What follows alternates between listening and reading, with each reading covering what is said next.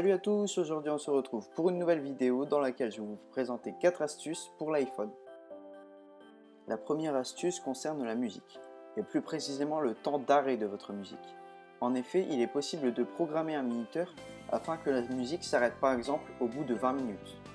Pour cela, il suffit de se rendre dans l'application Horloge, de programmer un minuteur, et dans l'onglet Sonnerie, vous descendez et vous appuyez sur Arrêter la lecture. Et tout simplement, votre musique s'arrêtera au bout d'autant de minutes. C'est plutôt pratique, je trouve. La seconde astuce concerne la calculatrice. Combien de fois au cours d'un calcul vous avez mis un 3 au lieu d'un 2? Et là vous vous dites, mince, il faut tout recommencer. Eh bien en fait non.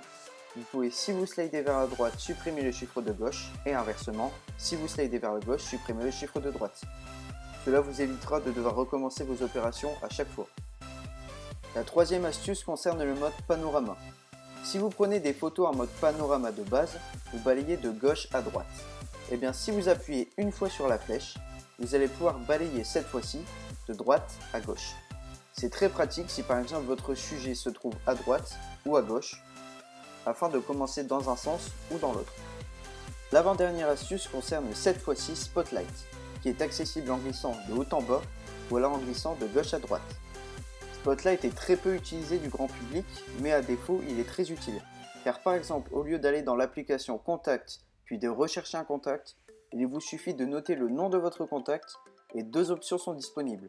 Soit appeler le contact, soit lui envoyer un message. En fait, Spotlight, c'est une sorte de moteur de recherche directement dans votre téléphone. Et enfin, la dernière astuce qui concerne cette fois-ci vos photos. Il est désormais possible de masquer certaines photos.